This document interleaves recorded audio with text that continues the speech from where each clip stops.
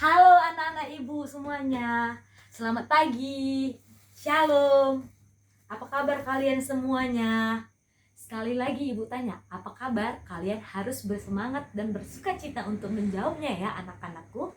Apa kabar kalian semuanya? Wah, luar biasa, puji Tuhan semua baik-baik ya. Nah, sebelum kita memulai pembelajaran hari ini, mari terlebih dahulu kita bernyanyi ya dengan bersuka cita. Mari bangkit berdiri semuanya. Kita bernyanyi lagunya Yesus Kekasih Jiwaku. Kita mulai.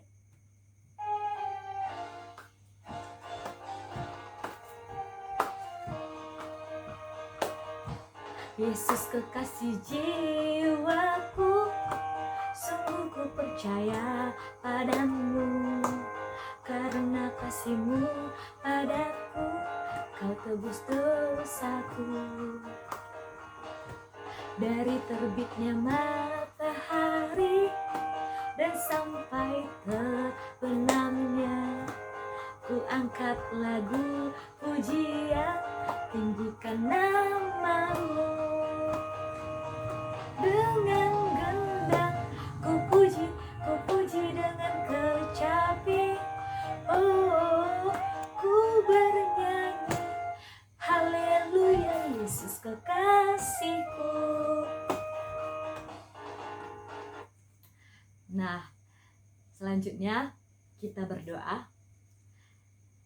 Terima kasih ya Tuhan, kami mengucap syukur kembali kepadamu sehingga kami di pagi hari yang cerah ini kami dapat kembali untuk mau memulai pembelajaran kami. Kiranya Tuhan memberkati dari awal hingga akhir sehingga kami benar-benar fokus untuk mau belajar ya Bapak. Terima kasih ya Tuhan, beri kami semangat dan kekuatan baru dalam nama Tuhan Yesus Kristus. Amin. Mari kita memulai pembelajaran kita hari ini, yaitu tentang bertobat. Harap diperhatikan ya anak-anak. Bertobat.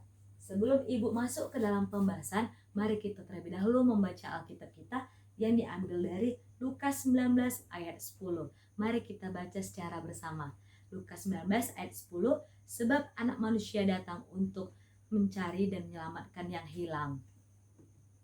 Nah, anak-anakku, bertobat berarti berbalik dari kehidupan yang tidak benar ke kehidupan yang benar, dari kuasa kegelapan ke dalam terang Kristus. Kemudian, seorang yang sudah bertobat disebut juga ciptaan baru. Kenapa Bu ciptaan baru? Nah, karena dia masuk dalam kehidupan yang baru bersama Tuhan, makanya disebut ciptaan baru. Kemudian, bertobat adalah syarat mutlak untuk mendapatkan kehidupan yang kekal. Kemudian, setiap orang sudah bertobat, maka ia harus menjaga kekudusan hidupnya dan siap menyangkali dirinya.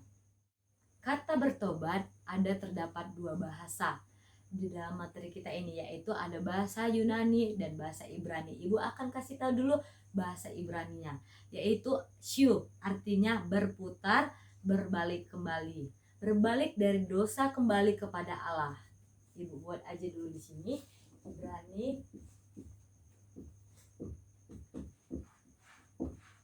Shu, orang berputar kembali.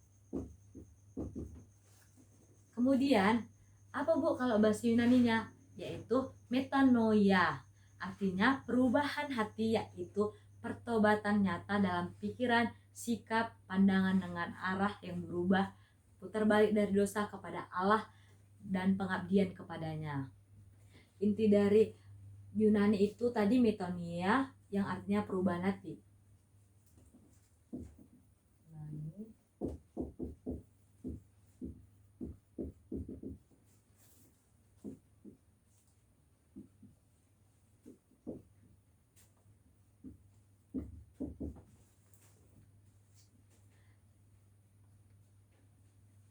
Anak-anakku, manusia telah jatuh ke dalam dosa.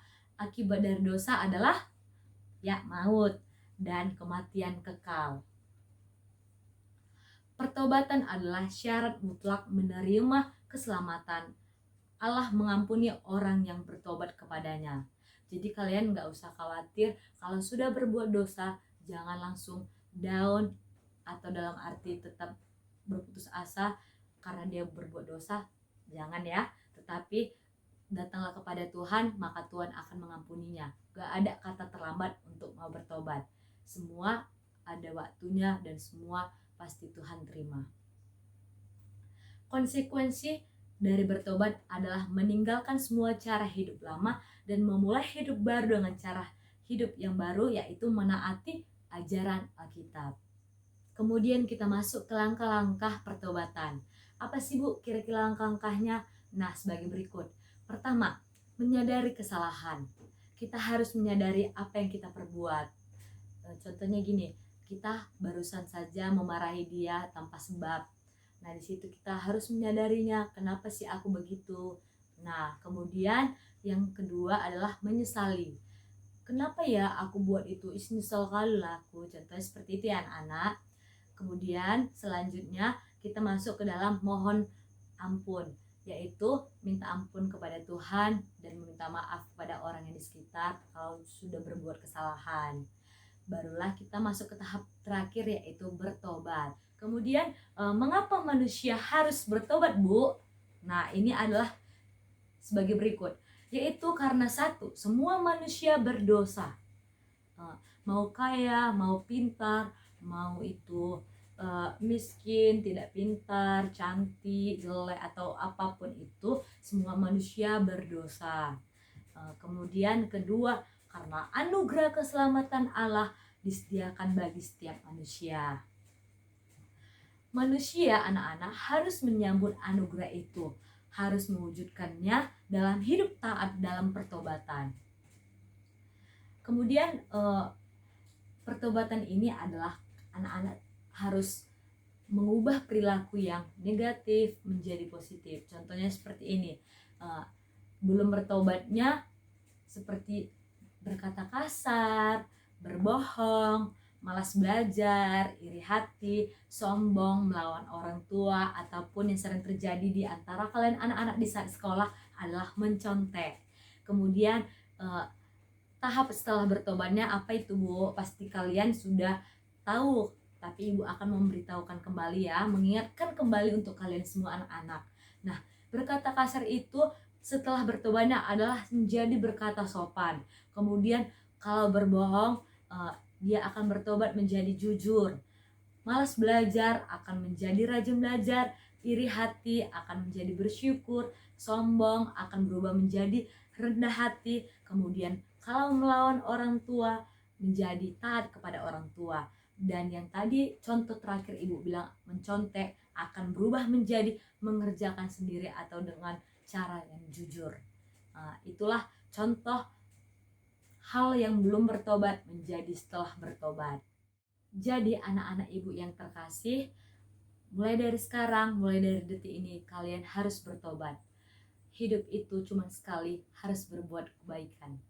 Dan jikalau kalian sudah berbuat kesalahan, marilah kita sadari, mohon ampun kepada Tuhan. Gak ada kata istilah terlambat untuk menuju pertobatan. Semuanya itu pasti diterima Tuhan. Oke, kiranya anak-anak Ibu sekalian dapat menerima, memahami pembelajaran hari ini, dan semakin ke depannya berbuat baik, terus hari-harinya menyenangkan, dan tetap andalkan Tuhan, sehingga Tuhan selalu beserta kalian, dan hidup kalian akan diperbarui sehingga ada dalam pemulihan dalam hidup kalian. Sebelum Ibu mengakhiri pembelajaran kita hari ini, mari kita bernyanyi, yaitu mengampuni.